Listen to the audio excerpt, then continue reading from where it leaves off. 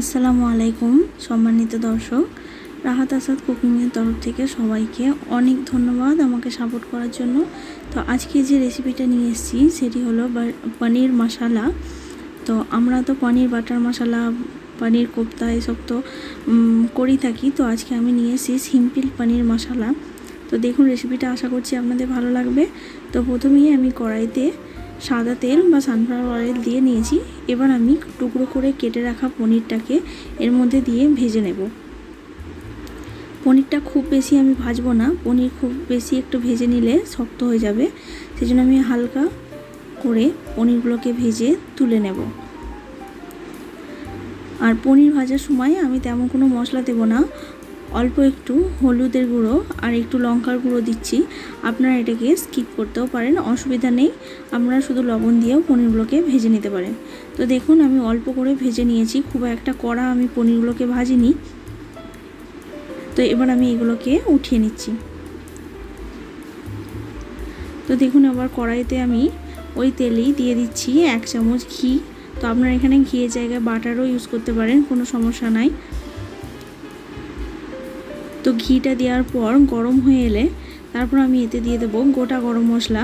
গোটা গরম মশলা বলতে আমরা যাকে বলি দারচিনি, এলাচ, লবঙ্গ, শুকনো লঙ্কা, এগুলো দিয়ে আমি ফোড়ন দিয়ে নিলাম। আর একটা তেজপাতা আমি টুকরো করে দিয়ে দিলাম। এবার আমি দিয়ে দেব 2টো পেঁয়াজ কুচি করে রেখেছিলাম, সেটা আমি এবার দিয়ে দিলাম। এবার মশলাগুলোকে একসঙ্গে আমি কষাবো। তো অবশ্যই যারা আমার চ্যানেলটা দেখছেন তারা অবশ্যই চ্যানেলটিকে সাবস্ক্রাইব করবেন। আমার যে নতুন বন্ধুরা আসছেন তারা অবশ্যই ভিডিওটা শেষ পর্যন্ত দেখবেন এবং আমাকে সাপোর্ট করবেন। তো দেখুন এবার আমি দিয়ে দিলাম আদা এবং রসুনের পেস্ট। আদা ও রসুনের পেস্টটা দিয়েও পেঁয়াজের সঙ্গে খুব ভালোভাবে আমি কিছুক্ষণ কষিয়ে নেব। তো অবশ্যই শেষ পর্যন্ত ভিডিওটা দেখবেন বন্ধুরা। তো দেখুন এবার আমার পেঁয়াজ থেকে যে এক্সট্রা তেলটা বেরিয়ে গেছে, এবার আমি মশলাগুলো এতে দিয়ে দেব। তো প্রথমেই আমি দিয়ে দিচ্ছি হলুদের গুঁড়ো, তারপর দিয়ে দিলাম স্বাদ মতো লবণ বা পরিমাণ মতো লবণ, এবার দিয়ে দিলাম জিরার গুঁড়ো, এবার দিলাম ধনিয়া গুঁড়ো। তো আপনারা এটা আপনাদের পনিরের পরিমাণ অনুযায়ী মশলাগুলো কম বেশি করতে পারেন, কোনো সমস্যা নেই। তো দেখুন এইভাবে মশলাগুলো দিয়েও আমি পেঁয়াজের সঙ্গে কিছুক্ষণ কষিয়ে নেব। এরপর আমি এর মধ্যে দিয়ে দেব লঙ্কার গুঁড়ো। এটা ঝাল লঙ্কার গুঁড়ো, ওই জন্য আমি অল্প দিলাম, যেহেতু লঙ্কা গুঁড়োটা বেশি দিলে ঝাল হয়ে গেলে অনেকেই খেতে পারে না। তো লঙ্কা গুঁড়োটা আপনাদের পরিমাণ মতো দিয়ে নেবেন। এবার দিয়ে দিচ্ছি কাশ্মীরি লঙ্কার গুঁড়ো। তো কাশ্মীরি লঙ্কার গুঁড়োটা এই জন্যই দেওয়া যে পনিরটা কালারটা আসবে ভালো, সেই জন্য আমি কাশ্মীরি লঙ্কার গুঁড়োটা দিচ্ছি। আপনাদের যদি না দরকার হয় কোনো সমস্যা নেই, না দিলেও হবে। এবার দিয়ে দিচ্ছি টমেটোর পেস্ট। এখানে আমি 2টো টমেটো কুচি করে পেস্ট করে নিয়েছি, তো সেটাই আমি এখানে দিয়ে দিলাম। এবার একসঙ্গে সব মশলাগুলোকে আমি খুব ভালোভাবে কষিয়ে নেব। তো দেখুন আমার মশলা থেকে তেল ছেড়ে এসছে। এবার আমি অল্প কিছুটা পানি এখানে দিয়ে দেব। তো এখানে বলে রাখি আমার সামান্য একটু ক্লিপ এখানে নষ্ট হয়ে গেছে, উঠে আসেনি। এখানে আমি কাজু এবং পোস্ত পেস্ট করে দিয়েছিলাম, তো সেটা এখানে আমার ভিডিও ক্লিপটা একটু মিস হয়ে গেছে।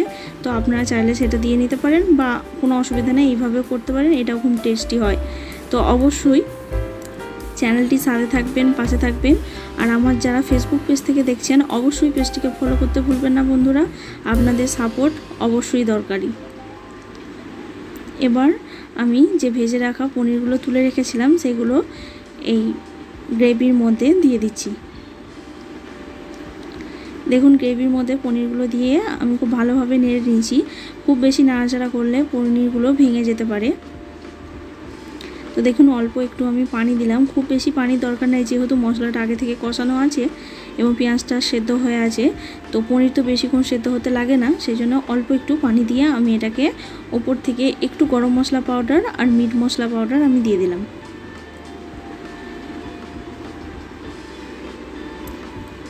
তো অবশ্যই রেসিপিটা বাড়িতে ট্রাই করে দেখবেন, আশা করছি ভালো লাগবে।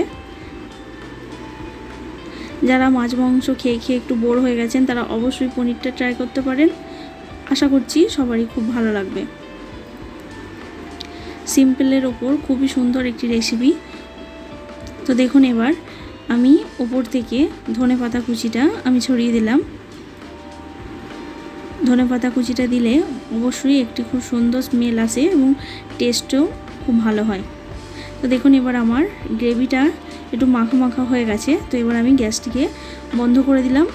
তো দেখুন রান্নাটা আমার পুরোপুরি কমপ্লিট। আমি এটাকে সার্ভ করে দিচ্ছি। তো এটা আপনারা ভাত রুটি যে কোনো কিছুর সঙ্গেই ট্রাই করতে পারেন। অবশ্যই রেসিপিটা ট্রাই করে আমাকে কমেন্ট করবেন বন্ধুরা। অবশ্যই সাপোর্ট করতে ভুলবেন না। আবারও দেখা হবে নতুন